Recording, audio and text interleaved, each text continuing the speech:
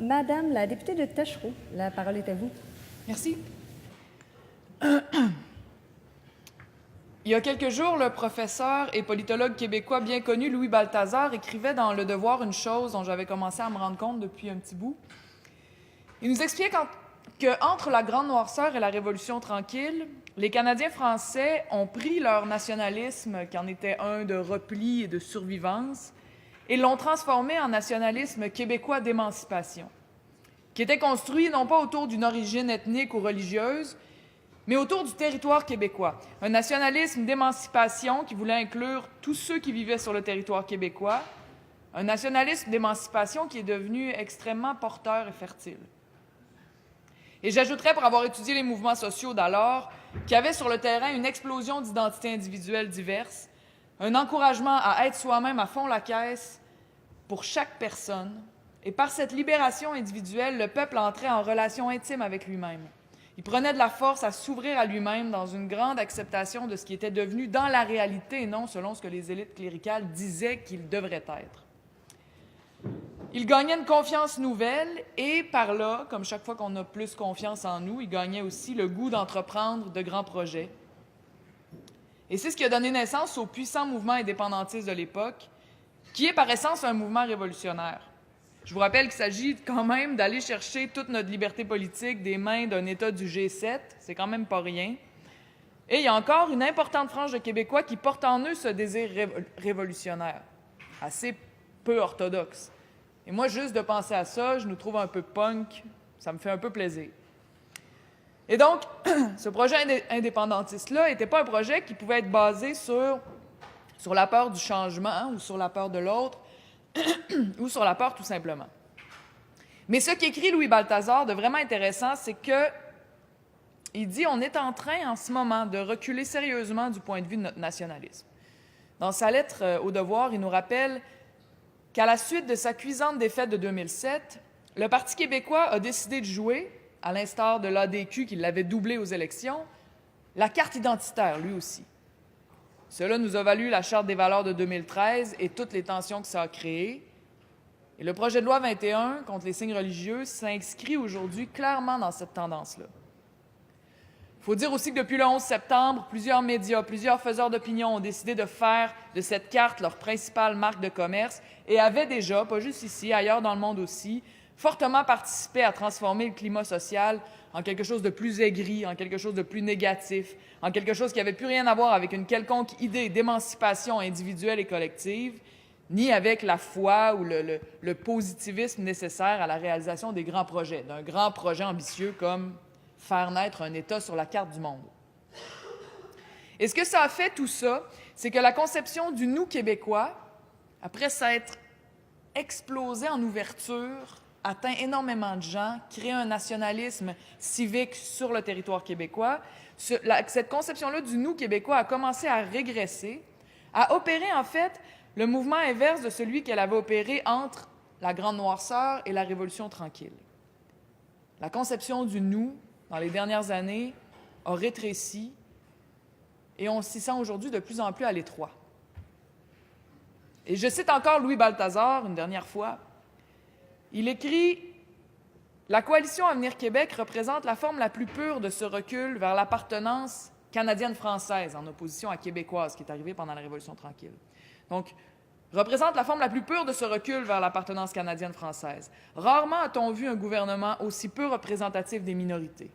Le présent gouvernement est pratiquement absent de la métropole et d'autres centres urbains du Québec. Il s'en remet exclusivement à la majorité francophone pour faire des lois qui déplaisent aux minorités. Aucun véritable dialogue avec ces minorités. On oublie qu'une démocratie libérale ne repose pas que sur la loi de la majorité, mais aussi sur les droits des minorités. C'est la base de toute la pensée derrière la démocratie occidentale, depuis les débuts. C'est la base. Moi, j'aime mieux dire ça comme ça. La démocratie, c'est plus que deux loups et un agneau qui votent ensemble sur ce qu'ils vont manger pour souper. Et c'est sur ce principe-là que les démocraties, jusqu'à présent, ont fonctionné. Et donc, ce que je veux amener ici, c'est que le projet de loi 21, en opposant nationalisme québécois à communauté religieuse, nuit, va continuer de nuire profondément au projet indépendantiste québécois. Le chemin enthousiasmant d'ouverture à nous-mêmes, tous autant que nous sommes sur le territoire, qui a mené vers les luttes pour l'indépendance du Québec, nous sommes en train de le prendre, ce même chemin, mais à rebours. Et ça me fait personnellement quelque chose. Ça ne touche pas tout le monde ici de façon égale, et je le comprends, mais je me sens personnellement héritière de ces luttes indépendantistes, des femmes et des hommes qui ont été là avant moi, ma mère, ma grand-mère, mes oncles, ma circonscription du centre-ville de Québec qui a voté à 60 % pour l'indépendance en 1995, les politiciens d'envergure qui ont marqué notre histoire, dont on a des statues autour de cet édifice-là, qui ont milité ici même pendant des heures, pendant des semaines, pendant des années, pour que ce rêve puisse prendre forme dans la réalité. C'est quand même pas n'importe quoi. C'est quelque chose qui a une importance fondamentale dans l'histoire québécoise.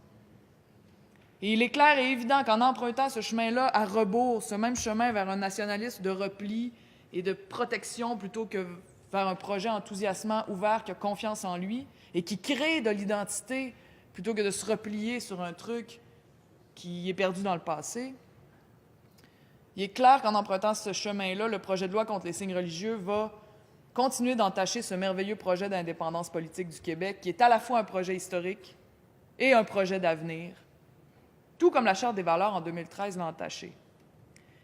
Ça nous ramène à un nationalisme qui sonne comme survivance, pas changer rien, avoir peur du nouveau, alors qu'on devrait aller, comme on a déjà été à de meilleurs moments de notre histoire, vers un nationalisme qui sonne comme libération collective, comme se remettre à créer notre histoire, notre identité, nos projets à nous. Alors, on peut regarder dans notre passé ce à quoi peut ressembler ce type de nationalisme-là, puisqu'on l'a déjà vécu. C'était quoi la Grande Noirceur? C'était quoi le nationalisme conservateur, fédéraliste de Duplessis? Évidemment, l'époque a bien changé. Énormément de choses sont incomparables, mais il y a des similitudes avec aujourd'hui. Sous Duplessis, on parlait beaucoup de patronage. C'était quoi ça? C'est qu'on avait une espèce de sorte de ministère de l'expansion économique pour les comtés qui votaient du bon bord. Moi, ça me fait penser à l'histoire du troisième lien qui va nuire à Québec, mais qui va permettre d'augmenter les taxes foncières au sud dans les comtés qui ont voté CAQ. Ça me fait penser à l'histoire du transport en commun où on fait jouer les centres-villes de Québec et de Montréal l'une contre l'autre comme s'il s'agissait de les punir de ne pas avoir voté comme il faut. Duplessis concédait aussi de grands avantages aux compagnies étrangères. Aujourd'hui, le nationalisme de la CAQ se plie en quatre pour faire plaisir à Uber, à Amazon et à bien d'autres. Et sur l'identité maintenant, comme aujourd'hui, on travaillait alors à une définition plutôt rétrécie du peuple québécois, qui était alors canadien-français. Il y avait ceux qui sont avec nous, il y a ceux qui sont contre nous, il y a ceux qui protègent notre identité, qui sont nous, puis il y a ceux qui ne sont pas nous, ceux qui détruisent notre identité. On décourageait la diversité, on tapait sur la diversité, on considérait comme dangereux d'être différents les uns les autres. On considérait que mieux valait forcer les différents à rentrer dans la norme à coup de lois discriminatoires. Oui, il y a des similitudes avec aujourd'hui. Ça ne se fait pas de la même manière, évidemment, mais il y a quelque chose dans l'essence qui vient de là. Notre histoire, ce n'est pas juste la Révolution tranquille, c'est aussi d'autres moments moins roses. Et tout ça, je trouve, ça vers où on s'en va avec ce projet de loi-là, ça montre qu'on est en train de quitter cette belle conception de notre identité où on se disait qu'un peuple, c'est pas nécessairement du monde qui sont tous pareils, mais que c'est du monde qui sont tous ensemble, dans un même projet collectif. C'est comme un couple, tu n'as pas besoin d'être pareil pour que ça aille bien. Ce qui est important, c'est que tu aies des projets ensemble et que tu sois capable de te respecter l'un l'autre, dans tes différences. Être pareil, ça ne nous donne pas de force. Ça donne de la force à ceux qui veulent qu'on soit prévisible, utilisable, des petites unités fabriquées en série qui vont pouvoir servir les besoins de quelconque industrie et ne pas se mettre à avoir des idées qui remettent le pouvoir en cause. Être ensemble, par contre, ça libère la force collective, ça libère la création, l'inventivité, la fierté. Être ensemble, ça libère le courage, l'énergie de faire des projets de société qui nous donnent envie au lieu de nous écœurer chaque fois qu'on ouvre la télé.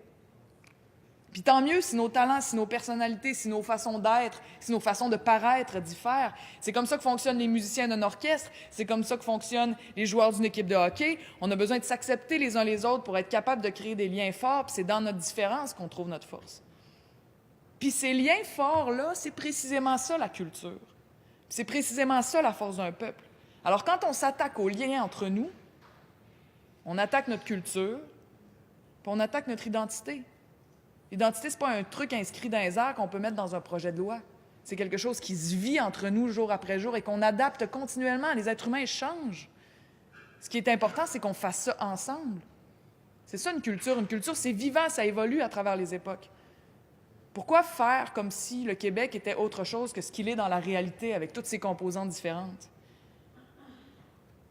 Lorsque je vois les dommages que la Charte des valeurs du PQ a fait subir à l'adhésion des membres des communautés ethnoculturelles à l'idée d'indépendance, je me demande pourquoi on tient à continuer ça avec le projet de loi 21.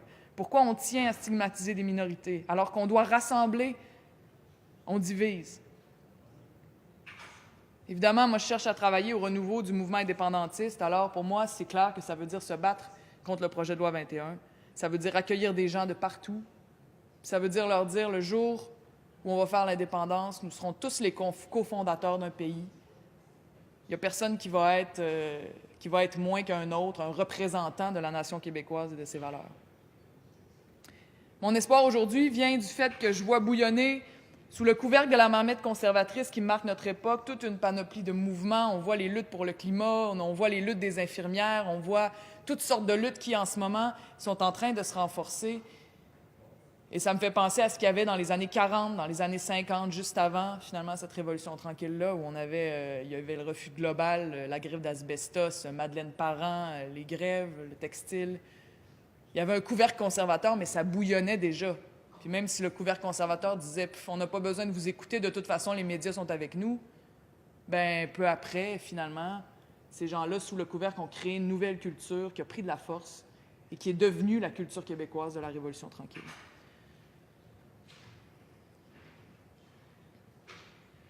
Et c'est là qu'au lieu d'exclure les différents pour protéger une identité figée par le clergé à l'époque, on a levé à bout de bras avec tous ceux qui voulaient nous suivre un projet enthousiasmant, un projet positif, qui acceptait tout le monde, un projet qui n'avait pas peur de l'avenir, qui n'avait pas peur des autres. En fait, un projet qui n'avait pas peur. Pour moi, le Québec, dans ce que ça a de plus beau, c'est un peuple qui n'a pas peur. Et quand je le vois avoir peur et se replier, vouloir mettre des barrières partout, je suis triste. Merci beaucoup. Merci, Madame la députée.